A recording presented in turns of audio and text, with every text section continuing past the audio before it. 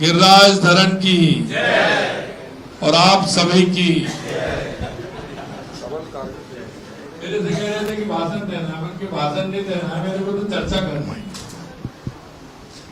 और घर के लोगों में भाषण कर देना होता है, चर्चा करनी होती है। व्हाइट टेबल पे माइक आती है, फूल वूल होते हैं। ठीक ठीक। सबसे पहले तो मैं लघु उद्योग भारती आज ये कि 33वां स्थापना दिवस। अच्छा, चलिए आपको सबसे पहले तो मैं लघु उद्योग भारती के 33वां स्थापना दिवस है, इसकी आपको बहुत बहुत शुभकामनाएं देता हूं, बहुत बहुत शुभकामनाएं। दूसरा, मेरा कार्यक्रम यह था और आपने मेरे को यहाँ बुलाया, आमंत्रण दिया, उसके लिए मैं लघु उद्योग भारती की इकाई को बहुत बहुत धन्यवाद देता हूं और ईश्वर से कृपा करता हूं, कहता हूं कि ईश्वर आप पर कृपा करे और हमारा ये लघु उद्योग भारती पूरे देश के अंदर और धीरे धीरे इकाई और आगे भी बढ़ रही है, इसकी एक बहुत अच्छा संगठन हमारा उद्योग के क्षेत्र में काम कर रहा है। इसको और आगे बढ़ाने का काम करेंगे। इसके अध्यक्ष लघु उद्योग भारती उत्तर बंगाल श्री आदित्य जी, अध्यक्ष लघु उद्योग भारती पश्चिम बंगाल श्री विपिन सिंघल जी और इसके सभी मेरे कार्यकर्ता भाई और बहनों, सबसे पहले तो मैं आप सभी का स्वागत करता हूं, वंदन करता हूं, अभिनंदन करता हूं। और मुझे पता है कि स्वागत की आपने खूब तैयारी की है। अब मेरे सामने एक ही बात आ रही है कि इधर तो फ्लाइट का टाइम होता जा रहा है और इधर स्वागत की लाइन लग रही थी, तो बीच में मैंने गुस्ताखी करते हुए कहा कि एक बार मेरे को दे दीजिए, मैं निकलूंगा तो मैं मिलता हुआ चला जाऊंगा। भाइयों बहनों, मैं तो एक ही बात आपसे कहना चाहता हूं, चाहे वो प्रवासी राजस्थान के रूप में, चाहे लघु उद्योग भारती के रूप में, क्योंकि हमेशा हमारा ध्येय रहा है कि हम राष्ट्र के हित में, समाज के हित में हम काम करें। जो इसके निर्णय हैं उनमें हमारी सहभागिता हो। हमारा उद्योग का संचालन कैसे हो सकता है, हम समाज की सेवा कैसे कर सकते हैं, हमारा प्रदेश, हमारा देश कैसे आगे बढ़ सकता है, उसके लिए क्या आवश्यकता है और इसको कौन आगे ले जा सकता है। एक नागरिक होने के नाते हम सभी का कर्तव्य बनता है कि इन बातों पर हमें विचार करना चाहिए। इसलिए करना चाहिए कि आने वाली पीढ़ी के लिए भी आवश्यक है और हमारे लिए भी आवश्यक है। तो आपने देखा होगा यह देश हजारों सालों तक गुलाम रहा, हजारों सालों तक। कभी इस देश में हूण आए, कभी कुषाण आए, कभी इस्लाम आया, तो अंग्रेज आए।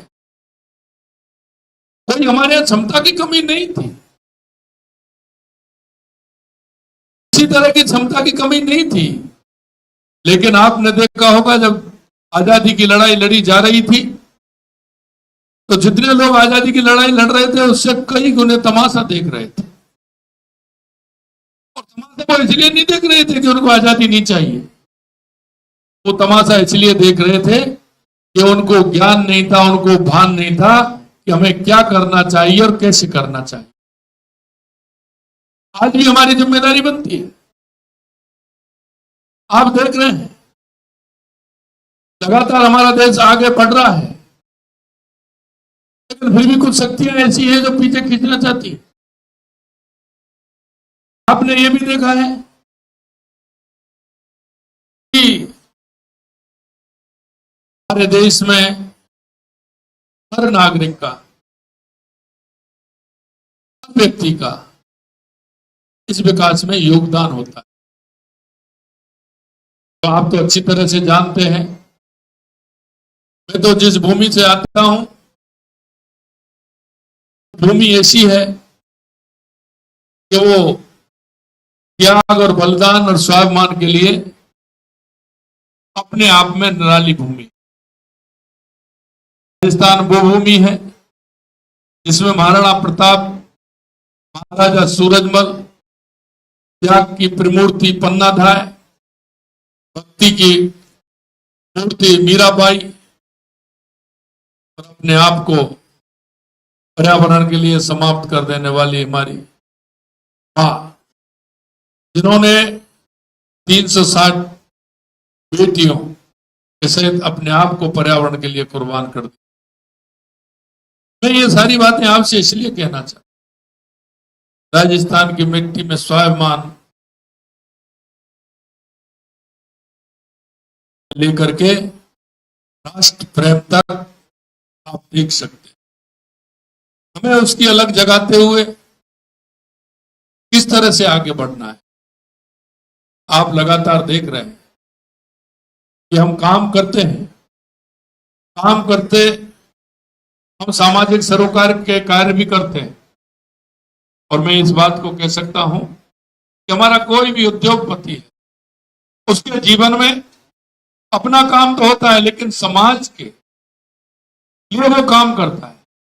कोई भी व्यापारी अपने लिए काम, तो उसकी रोजी रोटी है, वो अपना थोड़ा बहुत करेगा, लेकिन उसका जो दायित्व होता है वो समाज के प्रति होता है। कोई भी काम करता है, उसका हर काम समाज के हित में होता है, और वो समाज के हित में काम करते हुए अपने परिवार के साथ अपने राष्ट्र को मजबूती प्रदान करता है। इसलिए हम कहते हैं कि हमारा लघु उद्योग भारतीय का एक एक बंधु हमारा राष्ट्र सेवा में लगा हुआ है, और राष्ट्र सेवा में प्रेरित होकर के वो काम कर रहा है। सबका दायित्व है कि उसको भी करें, और हमारे राष्ट्र के प्रति जो हमारा दायित्व बनता है उसको भी पूरा। मैं आपसे ये और कहना चाहता हूं कि आपने सभी जगह जहां भी आप जाते हैं, हमारे प्रवासी भाई भी हैं, हमारे यहाँ के भाई भी हैं, अपना उद्योग लगाते हैं। आपके सतत संपर्क कितने लोगों से हैं, और हम उन संपर्कों को राष्ट्र हित में काम लेते हैं या नहीं लेते? हमें उन संपर्कों को हमारे राष्ट्र हित में काम में लेते हैं, क्योंकि आपके हर व्यक्ति के मोबाइल में 100, 200, 500 नंबर होते हैं। आपसे दिन भर अगर कहीं आप जाते हैं तो आपसे मुलाकात होती है। क्या हम उनकी दिशा दृष्टि को ठीक नहीं कर सकते? समाज के हित में काम करें, राष्ट्र के हित में काम करें। हमारे 2 शब्द उनके लिए बहुत बड़ी बात होते हैं, क्योंकि मेरे सामने जो बैठे हैं, समाज उनका अनुसरण करता है, क्योंकि आपके अंदर काम करने की क्षमता है, और उस क्षमता के आधार पर आपने जो समाज में स्थान बनाया है, समाज आपका अनुसरण करता है, आपका विश्वास करता है, आपकी बात का विश्वास करता है। इसलिए हमारी जिम्मेदारी और भी बढ़ जाती है। तो जिम्मेदारी के साथ में राष्ट्र के हित में हम काम कैसे कर सकते? लगातार आप देख रहे हो 2014 के बाद देश में कितना बड़ा परिवर्तन हुआ है। गरीब कल्याण की योजनाएं हो या विकास की योजनाएं हो, आतंकवाद नक्सलवाद का खात्मा हो, दुनिया में बढ़ता हुआ भारत का स्वाभिमान हो, ये सभी आप देख रहे हैं। आपने उससे पहले भी देखा है, और आज भी आप देख रहे हैं कितना बड़े परिवर्तन आए हैं। आज हमारी हर क्षेत्र में लगातार, चाहे वो रेलवे हो, सड़क हो, हर क्षेत्र में, वैज्ञानिक क्षेत्र में, हॉस्पिटल के क्षेत्र में, कितने अस्पताल, कितनी मेडिकल कॉलेज थी। 2014 के बाद परिदृश्य बदला है। मैं आपसे इतना ही कहना चाहता हूं, आज मैं यहाँ आया और मेरे को लगा, मेरे भाई आप सभी आए हैं, मैं तो यही कहूंगा कि राजस्थान में मैंने राइजिंग राजस्थान किया, पहली साल में ही किया था। आप में से कई लोग उसमें गए होंगे। मैंने प्रवासी राजस्थानी 10 दिसंबर को किया, उसमें भी मैंने सभी को आमंत्रित किया। क्यों किया? कि हम ये भी जानते हैं, हमारे कई बुजुर्ग बैठे हैं, उनको पता है कि जब राजस्थान से आए थे तो कई व्यापार के लिए आए थे, तो कई परिस्थितियों के कारण आए थे। लेकिन आज बदलती हुई तस्वीर राजस्थान की आप देख सकते हैं। हमारे 2.25 साल के अंदर आपने देखा होगा, चाहे वो पानी के क्षेत्र में, चाहे वो बिजली के क्षेत्र में हो, उद्योग के क्षेत्र में हो, पर्यटन के क्षेत्र में हो, माइनिंग के क्षेत्र में हो, राजस्थान की तस्वीर बदल रही है। मैं आपसे यही कहूंगा कि जब राजस्थान हमने प्रारंभ किया था तो हमें उम्मीद नहीं थी कि इतना बड़ा काम होगा, लेकिन 35 लाख करोड़ से ज्यादा के एमओयू हुए और अभी हमारा 1-1.25 साल के अंदर 9 लाख करोड़ के जमीन पर उतर गए। राजस्थान पोटेंशियल है, पर्यटन की दृष्टि से भी, उद्योग की दृष्टि से भी, खनिज की दृष्टि से भी। आप अगर वहां देखोगे तो बड़े बड़े किले, बड़े बड़े महल, हमारी शेखावाटी की हवेलियां, हमारे अगर देखोगे तो धार्मिक टूरिस्ट कितना है हमारा, सालासर जी से लेकर के खाटू श्याम जी, मेहंदीपुर बालाजी, गिरिराज जी, पुष्कर धाम हमारा, लगातार हमारा श्रीनाथ जी से लेकर के चार भुजा जी, कामरिया सेठ जी, तनोट माता, साकंबरी माता, रामदेव बाबा, अपनी अलग ही पहचान।